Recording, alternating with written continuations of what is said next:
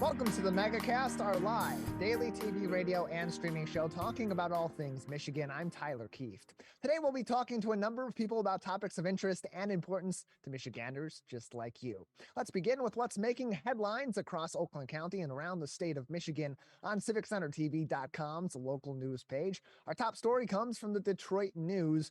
A change of pace from our last shows of 2022 when it was a snowy, windy mess outside. Boy, what a difference a couple of weeks can make, as we will experience some quote unquote spring-like weather this week. The highest temperatures of the week are expected to pass through today, with highs in the upper 40s to low 50s this afternoon and upwards of low 60s in some parts of Michigan, particularly on the border between Michigan and Ohio.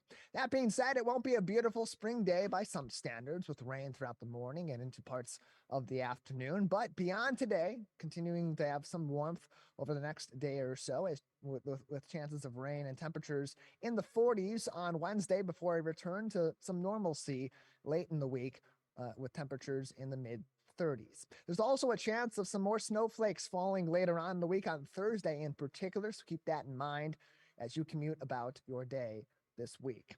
Also making headlines today on CivicCenterTV.com's local news page from the Detroit Free Press's Matthew Dolan, a heartwarming story to kick off 2023 as the U.S. Coast Guard ended its 2022 locally with a very special rescue as a small white dog fell into the Detroit River without a way to get back to the shore safely. Usually the Coast Guard is patrolling the coasts, checking for inclement conditions and particularly ice out on the water and other hazards that may be about, and assisting people who may be in distress on our waterways. In fact, Ensign Adib Ahmad, a spokesperson for the local Coast Guard, said, quote, "We usually don't launch for them," that being dogs, "but since we are out and about, we helped," end closed quote.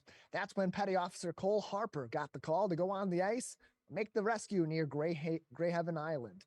With all the usual gear and harnessing for safety purposes, Petty Officer Harper approached the dog, lifted it from the water, and then together they were pulled back to safety on the shore. The dog was then returned to a Detroit animal shelter in the city, but may not be there for very long, said Ahmad, quote, "One of the crew members said he told his wife that if no one claims the dog, he'd like to adopt it," and closed quote. That full article, as well as more supporting details from the team at the Detroit Free Press on our website, CivicCenterTV.com, on our local news page. Lastly, making headlines today on our local news page from Taylor DeSormo at MLive. For the first time in state history, Michigan has made its minimum wage above $10 per hour. The 2023 minimum wage will be $10.10 per hour and could continue to go up in the future per state law, which requires an increase in if the unemployment rate is above 8.5%. Tipped minimum wage will also increase this year, with hourly wages rising to $3.84 an hour for those that are being tipped on the job, such as, in particular, those working in restaurants, particularly servers and bartenders and such. Keep an eye out, as a court ruling could actually bring this year's minimum wage even higher after the 2018 ballot proposal set this year's minimum wage to actually be $13.03 an hour across the board, and $11.73 an hour for those that are on tipped wages. A decision in that case that is challenging the proposal is expected to be made in February, so we could see as early as a couple months into the year that minimum wage go up another $3 and some change, from $10.10 an hour for those being fully paid on the hour by the hour to $13.03, and a significant increase for those on tipped wages from a little bit under $4 to $11.73, should the ruling go in favor of the 2018 ballot proposal. 30 states at this time have a minimum wage above the federal minimum, with 19 of those states above $11 per hour. 7 of those 19 states have their minimum wage set at or over $13 an hour, those being California at $15 an hour, Washington State at $14.49 per hour, Massachusetts $14.25, Connecticut $14, Oregon at $13.50, New York at $13.20, and New Jersey right at $13. According to this article, quote, in 2022, Michigan had the 26th highest minimum wage in the nation, according to the U.S. Department of Labor, and closed quote. You can get even more details on the rise in minimum wage in the state of Michigan, where it has gone over the years, some historical contexts, and where it is expected to go in the future as well, from Taylor DeSormo and the team at MLive Media Group, by visiting our website, civiccentertv.com, on our local news page. And just, if this is the first time that you're tuning in to our program here, welcome. We appreciate having you on. This is our daily TV, radio, and streaming show where we talk about all the different things that are making news across the state of Michigan, and most importantly, and most notably, I would say, it's probably a better way to put it, here in Oakland County, where we originate our broadcast. We are a partnership between a number of community television and radio stations across, as we said, various outlets. Our flagship being Civic Center TV out of the greater West Bloomfield area, serving West Bloomfield, Keagle Harbor, Sylvan Lake, and the city of Orchard Lake Village. We also partner with a number of other stations that you can also find a bunch of details about and learn more about their original programming by visiting us on our website at civiccentertv.com/megacast. We are broadcasting live Monday through Friday each week, or at least most weeks. Sometimes we have other special programming that may preempt our show, but by and large, let's say every single week, Monday through Friday, 10 a.m. until 11 a.m. We'll talk about the news stories in a different way than you'll typically see on your local news, in your paper, or on radio, or across the Detroit area or other different markets in the state of Michigan. We take those news stories, maybe give you some details on it, some of the basic bare bones like we just did in our headline segment, and then talk to different people that are experts in that field, that work in that area, that have expertise in that area. So, for example, 2023 going to be a big year in Michigan politics now, with Democratic control of both the state house, the state senate, and the gubernatorial office.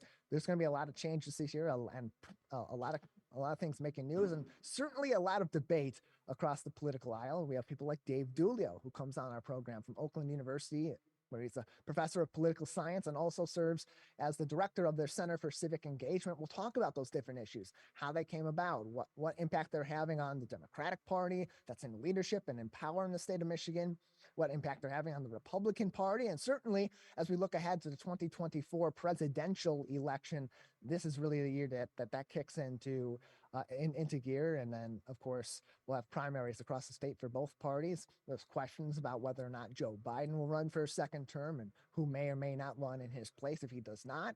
Who's going to get the Republican nomination for president in 2024? Tons to talk about on that regard, and we bring in people like Dave Dulio to talk about that. Another person we have on quite regularly is Carrie Krawick from the Birmingham Maple Clinic. Every Thursday we have her on. This week we'll have her on Wednesday instead, due to some scheduling conflicts. But we talk about different topics on mental health. What's going on in our world right now? How does that affect our mental health? What are some common seasonal things that happen? We talked before the holiday break about how the holidays impact our mental health. Certainly we'll talk in the future about how the new year can affect your mental health, setting those resolutions. I'll talk about resolutions a little bit more, in my own opinion, with them here in a little bit on the program, but that's something we talk about regularly each and every week. And then what's going on in the markets? It's tough time financially, it's tough time economically, with inflation having an impact, rising and falling prices, the job market being what it is. It's really a very weird time in our economy, both here in the US and in economies across the globe. And we are all interconnected in today's society with the internet, with faster travel and commerce of all different kinds. And so that affects our markets as well as markets across the world. So Michael Greiner from Oakland University's School of Business Administration joins us quite regularly. We also have experts from within the stock market or around the stock market and investing that join us on the show. Jason Brown from the Brown Report, Dewey Steffen is another person we have on quite regularly. And so what we're doing is we're taking these stories that you get a little bit of, maybe a couple minutes on your local news program, unless they're doing a long form piece and that's an investigative report or feature on these stories, and try to dive in a little bit deeper. What does this mean? How did it come about? What does it mean for you at home? That's what you come to us for. We certainly encourage you to keep up to date on news that breaks and is developing over time when we're not on the air, Monday through Friday from 10 a.m. until 11 o'clock through your local news outlets. But this is really, this is not necessarily an alternate to those news outlets. It's an addition. It's something you put on there to get more details, more context, and do what you are what you need to be doing, what you as an informed media consumer should be doing, which is getting as many angles as possible, as much detail as possible, so that you can have best understanding as possible of these different stories, what they mean for you and for your community. And that's what we try to do here, is help you fill in some of those blanks that you may not get in other places, and you may not know where to look to find that information with experts across the board from around our community here in Oakland County and across the state of Michigan. All of our headlines each and every day on our website, civiccentertv.com, on our local news page. You can always find more information about all of our programs and find us on demand on civiccentertv.com/megacast. We have a great show ahead on this Tuesday edition of the Megacast. But next, we'll talk to Oakland Schools Technical Campus's award-winning instructor, Juwan Willis. Stay tuned for that. You're watching and listening to the Megacast. Hey Laker fans, do you know a friend or neighbor that volunteers in Greater West Bloomfield? We would love to help you recognize them at the 51st Annual Michigan Week Awards. Countless members of the communities of Orchard Lake, Keego Harbor, Sylvan Lake, and West Bloomfield give their time and talent daily without regard for recognition. You can help recognize these individuals and organizations at our awards breakfast next year on May 12th, 2023. Nominate your neighbor or organization starting January 28th, 2023. Go to michiganweek.org for details. Let's savor these moments, made possible by the COVID-19 vaccine.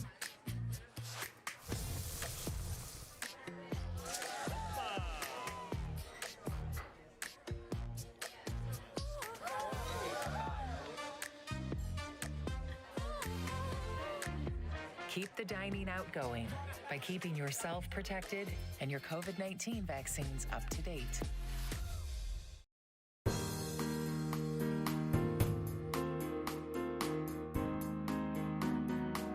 Welcome back to the Megacast, our live daily TV, radio, and streaming show talking about all things Michigan. I'm Tyler Kieft.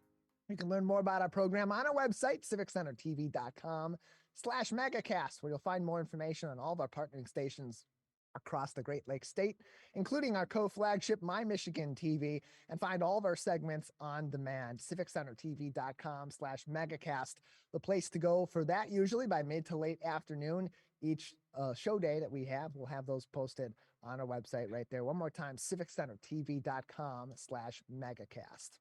Joining us now on the program is one of 52 instructors that were national recipients of the 2022 Byrl Shoemaker ASE Education Foundation Instructor of the Year Award. One of them was right here in Oakland County at Oakland Schools Technical Campus, where one of those award winners was Automotive instructor Juwan Willis, who joins us now on the Megacast. Juwan, thanks for being with us today. Thanks for having me. Appreciate having you on. So first, if you could just give us a little bit of information on your professional background, what ultimately has led you to where you're at right now, teaching others in our local area who are excited about working in the automotive industry, about the ins and outs of working in this historic industry here in our state. Well, my transition into teaching started from being from extreme poverty and not following the traditional high school path of being there every day.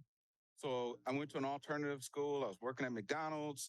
A counselor said that if I didn't show up every day, she was going to cost me my job, which was working later in the evening for an extra 50 cents per hour. From extreme poverty, that meant something.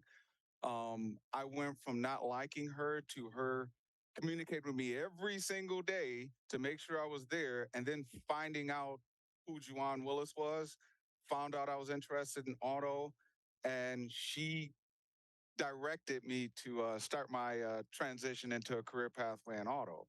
So then that was going into being a lube technician, through a technician, through a master technician, through service manager, through working for General Motors Tech Assist and Chrysler, to seeing an extreme need and making the decision to start working with 11th and 12th graders at the secondary level for some fundamentals that I felt were missing. And that got me here, and I don't regret it. And I'm staying here for the next 30 years, 20 years, however long I can stay. And it's such an amazing story to hear someone triumph and go into something that they're interested in, and then not only thrive in that area of their life, but also passing that on to the next generation. And so for you, Juwan, given that mentorship that you experienced was so critical to you being able to follow this path that you then went on and into the automotive industry, how does that inform your teaching style, or teaching philosophy, and those interactions you have with those 11th and 12th graders you're teaching at Oakland School's technical campus? So my philosophy can kind of be wrapped up into a couple of things that they get so used to hearing me say. And one is to get more, you must do more. And I usually phrase it like, why should you do more? Well, if you want more, you got to get more. And then the other is a focus on doing what was done for me, meeting every one of my students where they are, not where I want them to be, not where somebody wishes they are, but meeting every student where they are, because that was the only thing that worked for me. And as you continue to teach them, part of what goes into the education at Oakland School's technical campus in automotive and other technical areas across the board at all their campuses is also providing those industry partnerships too. How much of an element does that play? What type of industry partnerships are established through these kinds of programs, and how much of an encouragement do you have for your students to use these resources that are there for them through this school to not only advance their learning, but also eventually advance their careers if they're so interested in these different fields? Um, so when it comes to our industry adjacent partnerships for these students, so we have a work-based learning. CT has work-based learning, especially here in Michigan. But we kind of lean heavy off into it. So we partner in with, I'm lucky enough to be able to speak multiple different languages because I was 22 years in the industry before coming teaching. So I still have a big group of dealership partners that there's a need there for students. So they have internships for working under master technicians coming in multiple different ways. And we do that across the county, across the state. Um, but our industry partners are kind of hungry for new talent because of the big age group or the big age gap between current experienced technicians and new entering the industry. So students actually have, they come in and just do the best that they possibly can. They have so many opportunities to get into independent shops, dealerships, even some places that have engineers that are mentoring. There's quite a few opportunities, and I'm going to stick with automotive, but we have, of course, the other programs as well. We're joined by Juwan Willis, automotive instructor at Oakland School's technical campus Northeast on today's edition of the Megacast. Of course, as we mentioned, you were one of 52 automotive professionals that were recognized at the Fall Board of Governors meeting, receiving the 2022 Byrl Shoemaker ASE Education Foundation Instructor of the Year. That's from the National Institute for Automotive Service Excellence. Knowing the effort that you put into teaching and to making these connections with these students who are interested in these particular areas and interested in your CTE program, how does it feel for you to receive this recognition from a national organization for the hard work that you've put in and those relationships that you've built educating these students? I can sum everything up for that into one word: validation. Coming to secondary and bringing industry principals and post-secondary college level principals in front of 11th and 12th graders, there's a question about whether that age group can perform at that level. So the 10 years I've been here, we've been pushing the envelope here at Oakland schools to expose them to as much as they can handle. So it's kind of the validation that, it's working, and then trying to perform as close to Phil Jackson as possible, creating a couple of Michael Jordans, Kobe Bryant, Shaquille O'Neal, so on, and then making that contagious to where other instructors, other programs, other counties are kind of adopting some of the things that have been proven successful for this age group. So that validation is kind of that's all that always repeats in my mind since being informed of this award. Going into a program like this, into something like the CTE program, having these opportunities to learn from people that have been in this industry and have found their own path, and to build these connections too with industry adjacent partnerships, as you said. What advice do you have then for students as well as their parents if they're interested in a CTE program like this? For themselves or for their child, in terms of what they need to prepare themselves for in this program, and how to best take advantage of all these different opportunities that are in front of them. So I'll start kind of in the middle or so. So most technicians may drive 20 minutes to an hour to work. So in a career path associated with automotive, the technician or the student in this case must be intrinsically motivated. So my advice would be to allow the student to get exposure. Come into the program that you're interested in. Come in, visit a couple of times, get familiar with the instructor, pull over to the side and talk to some students that'll give you the background information so that you can make an informed choice after you go through a couple of programs, see which one you want. And then for the parents, even if you want your student to be a doctor and they say they want to be a chef, they may cost us a lot of money going down the educational pathway to be a doctor and still become a chef. So for us parents, we have to do that difficult thing of supporting the choices that our students are willing to commit to. But it's that exposure for the students so that they have, so they know what they're getting into and they can commit to it. Joined on the program today by Juwan Willis, an automotive instructor at Oakland School's Technical Campus Northeast. You can learn more information by visiting Oakland School's Technical Campus's website.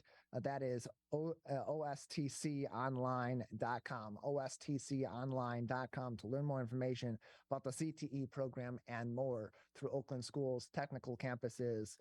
They have campuses all throughout the Oakland County area, 4 campuses in total: Northeast, Northwest, Southeast, and Southwest. Again, all their information, ostconline.com.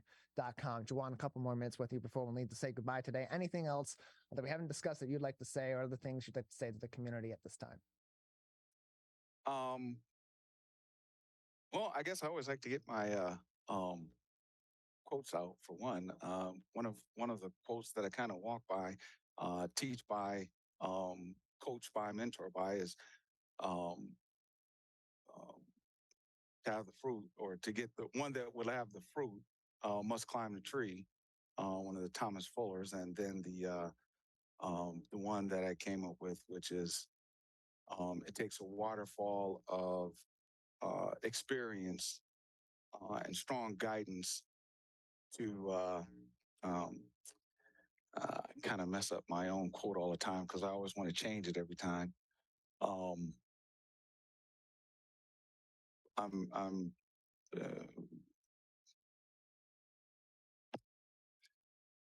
takes a waterfall of experience through strong guidance to mentor a technician.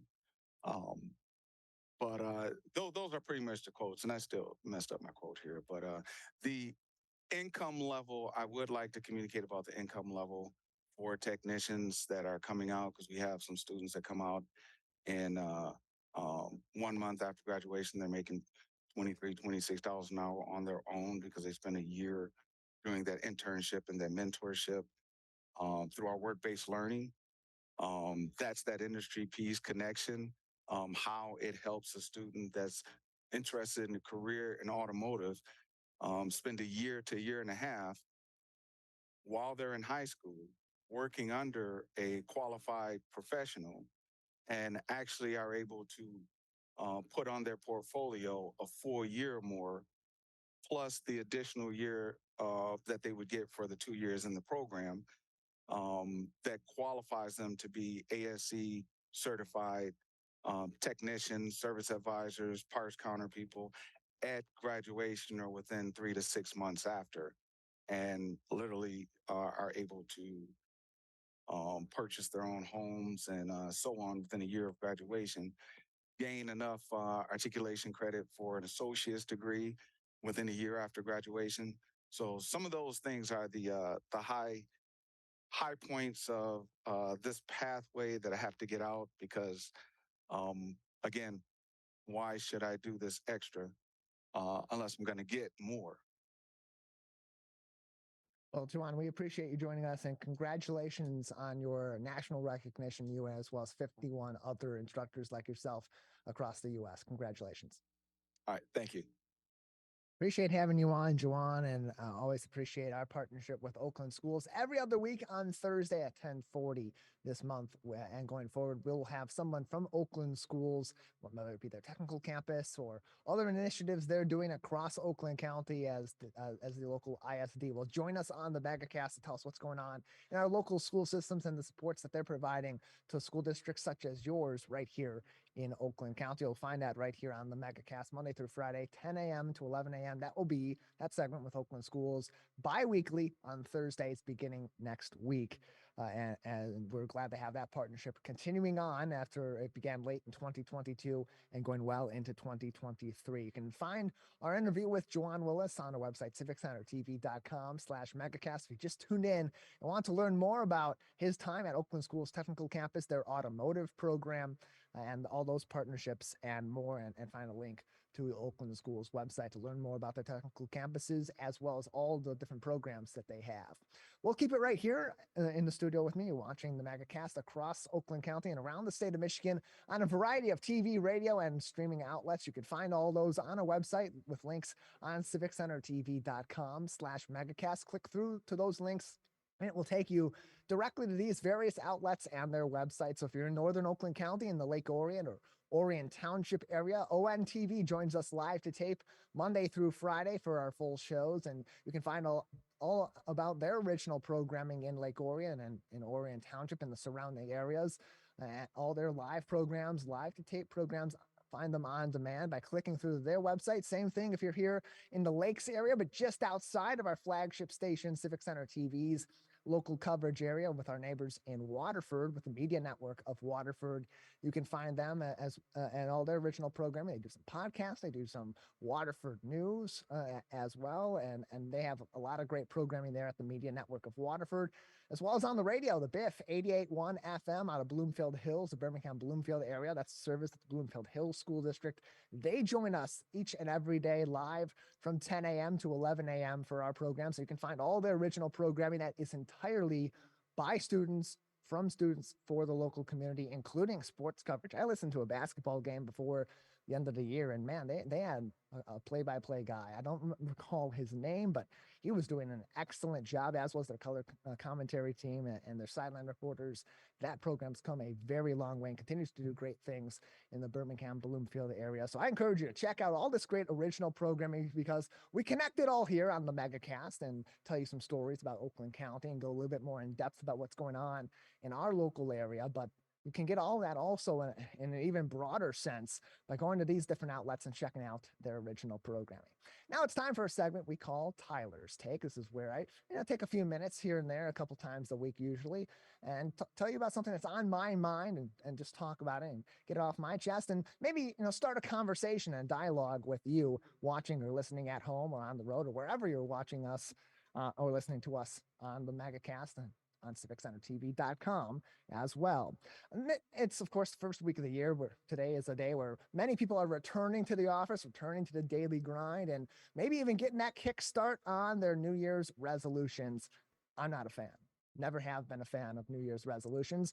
Never will be. I don't set them, and the reason I don't set them is because resolutions are meant to fail. That's why we talk about every year when people set their resolutions, and then a few months later they say, yeah, that kind of went to the wayside a few weeks later, or yeah, I got through February and then it went out the door. That's because that's what we expect a New Year's resolution to be. It's something that we hope to accomplish, but ultimately life gets in the way, we get in our way, something else happens that becomes more important than working on your health or going to the gym 3 times a week, or learning a new skill or reading 2 books a week, or whatever your goal may be across a variety of different paths and different things you want to accomplish, I would suggest instead of setting New Year's resolutions, we set new goals that we begin at the beginning of the year. That doesn't mean they have to be done in this year. New Year's resolutions, typically you're thinking, okay, by the end of 2023, I have accomplished this. I have checked that box. This resolution's gone. It's out the door. I've taken care of business. It's all set. I'm a regular at the gym. I've read more books this year than I've read in the last 10 years. I've learned a new skill. I've learned to play guitar. I've learned to play the flute. I'm going for a walk twice a day, once in the morning, once a night, whatever your goals may be. If that's your resolution, maybe you check that box at the end of the year and move on to something else. That's great. If you've accomplished that, you should absolutely be proud of that.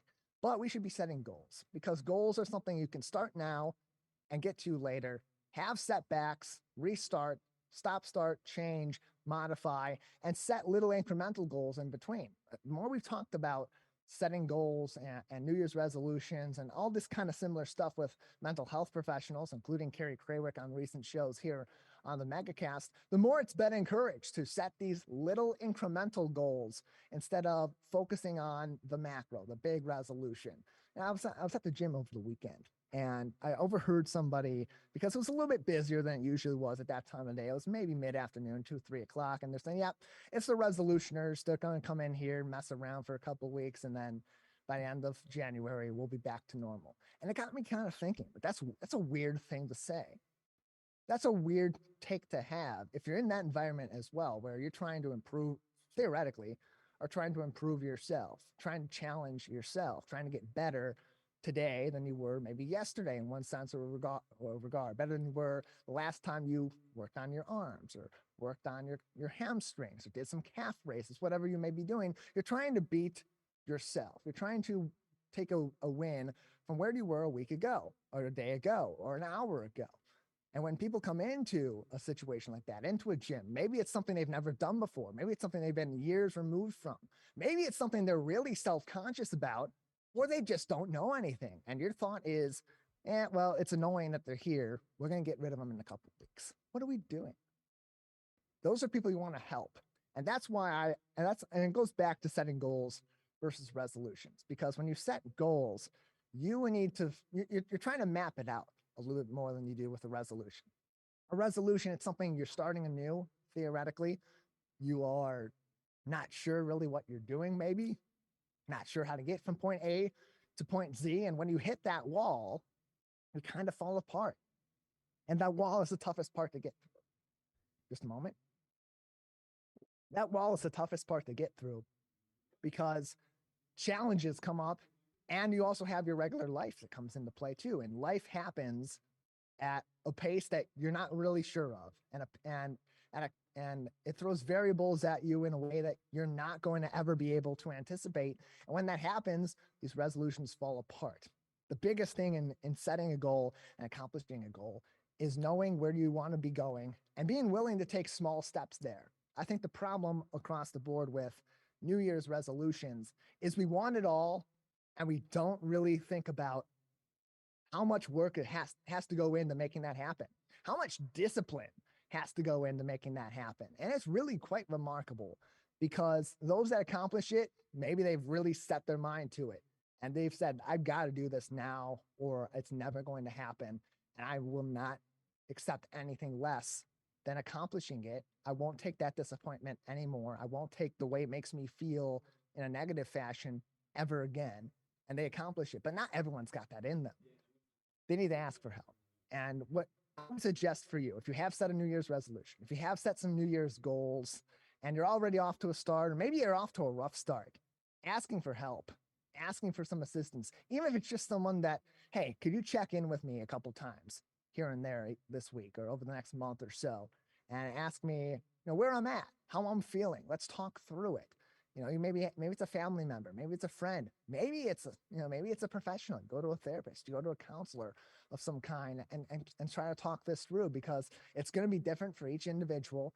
It's going to be different how you go about it, how you accomplish it, where your progress is. And in the meantime, if you are someone that has had some of these goals, maybe you are an avid reader. That's an example I've thrown out there a few times. Maybe you're an avid reader and you know someone in your office or in your family. It's like, I really want to get back into reading like I did when I was in school, or be into reading at all, because people who read tend to be very, very inquisitive, tend to have really well-rounded opinions and points of view, and can see the world in a different light and maybe even learn something along the way. But I just can't get into it. I don't know how you can go. Some people can go about reading a book in a couple of days, a big old book, a big old novel, several hundred pages. Some people can't. Some people just don't have that in them, and they got to learn it. So you ask people that have done that. If you're at the gym and you don't know what you're doing and you're nervous about it and you don't want to embarrass yourself, go up to someone, ask them. Or if you can't do that, then that's fine. Take it at your pace. Take it easy. Don't get down on yourself. And if you are seeing someone struggle, this is what you can do. You can help them, because we don't do anything great alone. Nobody does. And if they do, they are a very, very rare person, and they have accomplished something incredibly rare in an incredibly rare way. We help each other because that's what we do. That's where we see the best in humanity. And so as we start a new year fresh and we think about what we want to accomplish this year, let's not forget about what other people in our lives and other people around us also want to accomplish. And let's work together. Let's try to figure these things out, because life is weird. We don't know what's going to happen today. We don't know what's going to happen tomorrow. We don't know what sort of setbacks we're going to face or those around us are going to face. And as much as we like to divide ourselves these days, there's some things we can always unite ourselves on. That's what we know and how we can help other people know it too. We'll be back in a few minutes. As always, twice a week, we're joined by one of over 300 charities and nonprofits supported on the Share Detroit platform. We'll have one of them joining us next on the Megacast. Watch Civic Center TV with our brand new live captions. To turn on live captions, go to civiccentertv.com and click Watch Live. In your web browser, click on the Options tab in the top right and find the Accessibilities tab.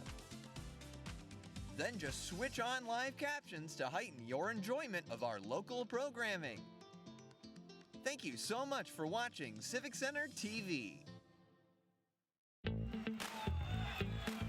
Let's relish these moments, made possible by the COVID-19 vaccine.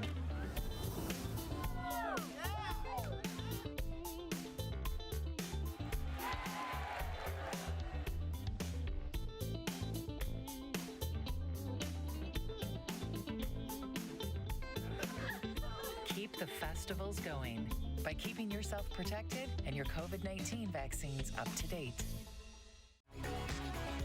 Wake up, Greater West Bloomfield. Start your mornings with The Splash and tune in for The Splash Live. Get acquainted with people, places, and activities that are live, local, and for you. First thing in the morning, weekdays at 9:30 a.m. on our Civic Center TV YouTube page, or watch us live at Civic Center TV or on Facebook. The Splash Live, Greater West Bloomfield's live update show. Now that the vaccine is available for children 5 and up, why do you recommend it? Kids are part of the community and they can spread COVID. We're seeing both healthy children getting sick from the virus as well as children with underlying health conditions. They can easily bring the virus home to other people that are vulnerable and make them sick as well. This vaccine can change that and keep children safe. It's essential that your children get vaccinated to protect them, to protect your families, and to protect those in the community around you. Hey Laker fans, do you know a friend or neighbor that volunteers in Greater West Bloomfield? We would love to help you recognize them at the 51st Annual Michigan Week Awards. Countless members of the communities of Orchard Lake, Keego Harbor, Sylvan Lake, and West Bloomfield give their time and talent daily without regard for recognition. You can help recognize these individuals and organizations at our awards breakfast next year on May 12, 2023. Nominate your neighbor or organization starting January 28, 2023. Go to michiganweek.org for details. Let's savor these moments, made possible by the COVID-19 vaccine.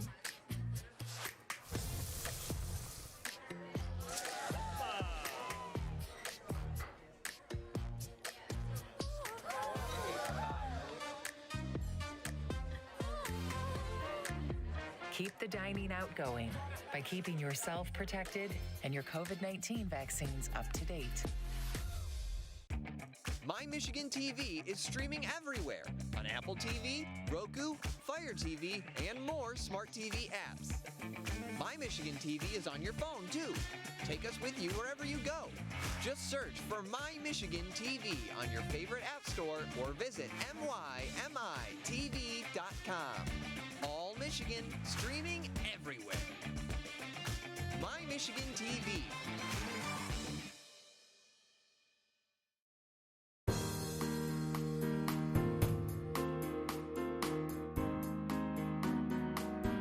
Welcome back to the Megacast, our live daily TV, radio, and streaming show looking into all things Michigan. I'm Tyler Kieft. You can learn more about our program and find us on demand on civiccentertv.com/Megacast, where you'll also find links to each and every one of our partnering TV, radio, and web outlets that join us live from Monday through Friday from 10 a.m. to 11 a.m., as well as live to tape and on demand and on replay across the state of Michigan each and every day. civiccentertv.com/Megacast. And just to go back over what we are here on the Megacast, if this is the first time you're tuning in, and maybe one of your new goals for this year is to learn more about your community, and so you tuned in to the Megacast this morning and plan to do so going forward, well, that's the case. We thank you for joining us and appreciate you coming in and welcome you back each and every day for our shows, whether it's live from 10 a.m. to 11 or on demand on our website, civiccentertv.com/Megacast. However you pick us up and learn more, even if it's just an interview by interview basis, as many people have done in the past since we've been running this show. We appreciate you joining us. We've been running this program since the beginning of the COVID-19 pandemic in March of 2020. What began as a way to inform our small community of our flagship at Civic Center TV in the greater West Bloomfield area about what was happening to the city and township services in the greater West Bloomfield community during COVID-19, and to learn more about what we could do as the general public to prevent the spread of COVID-19 and protect our community. It's grown really into a program where we look more into what's going on in the local news here in Oakland County, as well as news statewide, and dive into these topics in greater details with experts from across the board, whether it be in public health. We talk to people from across the health sector, those in the hospital systems. We regularly talk to the medical director of the Oakland County Health Division, Dr. Russell Faust, as well as Dr. Jamie Tawil, an internal medicine specialist in our local area, about a variety of different public health issues and common ailments we're seeing, or common things we're seeing in our local doctors' offices, and how they come about, why they come about, what we can do about them to prevent these from becoming greater problems, or from you having similar issues in your daily life on this program. And we also look into a number of different stories that are going to affect us over the course of time, whether it be politics, or it be the job market, or it be the stock market, or things that happen in our local news each and every day that may pop up and change the way we're looking at our world at this moment in time. Whether it be a new project in the community, or something that happens, something that happens in the community that affects a number of people. We had floods a couple summers ago that were a big story, and the ways that our local utilities were interacting with the public in affected areas, and especially those that had prolonged outages or significant damage from these storms. We talked about that for a long while. Certainly COVID-19 and the vaccines and different treatment methods and different precautions we were taking has always been a big topic on this show. And no matter who we're talking to, our goal isn't to tell you what the information is, but to dive into that information, why that is the case, why it's important that you know this, why it's important that you know this from a variety of different angles and a variety of different contexts, so that you can make the most informed decisions in your daily life. That's what we do here on the Megacast each and every day. It's not me talking to you and saying, hey, this is what the news is, this is what happened, and this is what it means. We're not like many of these other local news stations that do great work in their own right. We are a supplement to those. You should absolutely be reading your local newspaper, whether it be the Detroit Free Press, Detroit News, M Live, Bridge, Michigan's another great outlet that we often go to, or even your more hyper local papers. So for example, in the greater West Bloomfield area, the West Bloomfield Beacon, these all come together in a variety of different ways to give you a broad scope of what's going on in your community and in the greater community in Michigan and in the US and around the world, from reputable outlets, from people that have studied and have learned the right way to go about reporting and gathering information and disseminating that information to the public. We are diving into those topics in a little bit of a broader sense, having long form discussions, 10 to 20 minutes with experts or people at least in the know on these different subjects, but certainly aren't here going out into the field, doing that hard journalistic work every single day to find these stories and report on these stories. We're simply gathering more information and providing you some maybe blanket information on that as we learn it as well, and then talking with people that are knowledgeable on those subjects so that you can have a different angle on these things, get a lot of detail, because these news stations traditionally, they can give you 30 seconds on a story, a couple of minutes on a story, but generally speaking, you're probably never going to see 15 to 20 minutes talking about the job market or talking about Michigan politics on one particular show, unless it's in a very special segment that they have at a dedicated time in their local schedule, because that's not how those stations work. We have the leeway to do that, and that's why we do that, and that's what the Megacast is all about. If you're just tuning in, my apologies, got a little bit of a eye itch. Take care of that. And if you're just tuning in for the first time, you can always find us on demand, civiccentertv.com/megacast. Go back, watch some of our past interviews about Michigan travel, about politics in the state, get a little bit better of an idea about what we do here each and every day. And join us, of course, Monday through Friday from 10 a.m. until 11 a.m.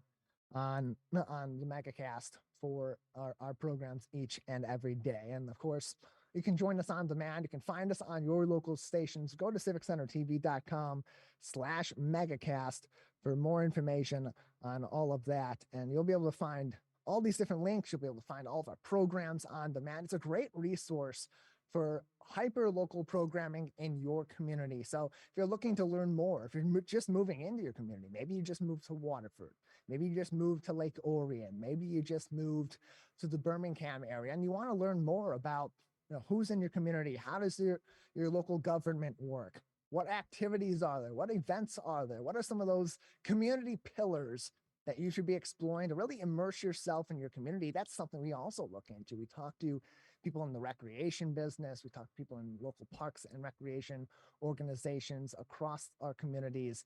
And you can find all that by just going to our Megacast page or going to our local news page or just tuning in to the Megacast every single day. It's part of Civic Center TV, our main flagship, and they're 90 minutes of live local programming every single day. Dave Scott from 9:30 a.m.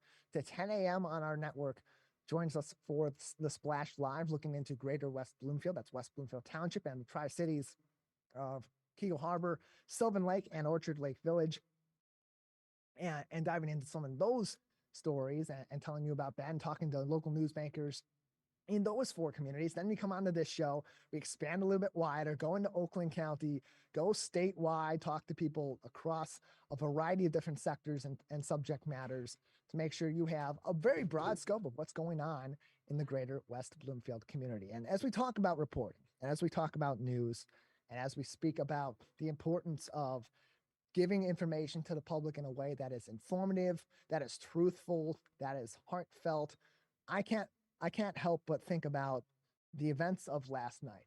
People love to tune in to football in our local community in the state of Michigan, across the US and around the world. It's one of the most popular sports on planet Earth, and for good reason. It's incredibly entertaining, but it's also a very physical sport. And at times that physicality can be violent, and that means it's also dangerous. And I would be remiss if I didn't mention Damar Hamlin and what happened on the field in Cincinnati last night, where Hamlin went in for a tackle on Cincinnati Bengals wide receiver, and in the process was injured. He stood back up briefly before collapsing and going into cardiac arrest on the field. 9 minutes of CPR were administered to Damar Hamlin, and AED was also involved as well. And it was a really harrowing event to see as a football fan and just as a human being. And I think it was really well put from several different outlets, from several different people in sports media last night, or in just the sports world, that when something like that happens, we take a step back. Suddenly football doesn't matter. Suddenly the seeding in the playoffs for the AFC conference in the NFL doesn't mean anything. Suddenly that matchup of two giants at the quarterback position, and Josh Allen of the Bills and Joe Burrow of the Cincinnati Bengals, is meaningless. And to bring it back to where I was going with this, I think we need to give some props also to the reporting that happened last night, to keep it heartfelt, to be empathetic, to not talk about the football implications of the Bengals and Bills game being suspended temporarily at the beginning of that incident last night, and then indefinitely as they called the game off early in the first quarter of that matchup. But the report on it from an angle of people who care about this. They saw something traumatic happen on live television in a game that they were looking forward to seeing. While they were watching something for their own entertainment, they saw something that frankly shouldn't ever be entertaining to anybody, and I would really hope wasn't. And so I got to give huge credit to people like Joe Buck and Troy Aikman, who were calling the game last night, Susie Colbert, the sideline reporter, the studio reporter, Lisa Salters, the sideline reporter, as well as those in the studio like Booger McFarland and Scott Van Pelt on ESPN, who was holding the game, of course, because it was on ESPN's outlets on ABC as well for Monday Night Football, for keeping their composure, as tough as it is. I can't imagine as a broadcaster, as someone that broadcasts sports as well, being in that position. The closest thing I can think of was in the MHSAA playoffs when there was an incident at West Bloomfield High School where a car backfired and people thought it may have been gunshots, and seeing those players on the field and those coaches and people in the stands running to fire station number 1 just up the street in West Bloomfield, thinking they were running away from gunshots on a school campus, something that's not uncommon, unfortunately, in today's world, and certainly isn't uncommon to Oakland County over the last couple of years. And my first thought was, as I saw the emotion on Scott Van Pelt's face, certainly as I heard the crackling in his voice and in Susie Colbert's voice and Lisa Salters' voice and Ryan Clark, also part of the ESPN team covering the game last night, and a former NFL player who had his own health troubles himself, my thought was those connections build. Because while you're reporting on something, whether it be sports or our local community, you build those connections, you build those relationships, you get to know people. And when you see them in a position like what Damar Hamlin was in, what those players and those coaches and those people in the media were seeing and we're witnessing and we're experiencing, you think about those relationships you have with these people. They're not football players. When I saw those players running across the sideline, those coaches, I thought about all the times I've talked to them in the hallways at West Bloomfield High School or before a game, or, where we're just checking in on each other. And it's tough to not have an emotional reaction to that. It's tough to maintain your composure in a situation like that. And I think we need to give an immense amount of credit and a big thank you to them for keeping their composure, for not speculating, for not turning it into a show, but keeping it news. For, as someone in the press booth at West Bloomfield on that day with that incident, with the car backfiring at the playoff game, had said, we might need to do some journalism now. We might not be calling this game any further. We might be doing some actual real life important reporting. That's what happens in sports. When tragedy happens, sports is no longer sports. It's just life. And I think we can all learn something from last night in terms of how we show compassion to other people in their time of need. And certainly our thoughts here at Civic Center TV and at our Megacast network are with Damar Hamlin, his family, his friends, his extended family, his teammates, the Buffalo Bills organization, the football family, not just in the NFL, but people at all levels who have experienced injuries to their teammates, to their brothers and their sisters also who play on the field with them. And of course, as I said earlier on in the program, just taking some time this year as we go into a new year and we think about our own goals, to think about other people as well and show some compassion, because above all else, when it comes down to it, when we help each other, we help ourselves and we make a better world. That does it for this Monday edition of the Megacast. Unfortunately, we had some difficulties with our friends at Share Detroit Day. We'll be back later on in the week. And of course, we'll be here Monday through Friday, each and every week from 10 a.m. until 11 a.m. We thank you for joining us. We'll be back with new shows very soon.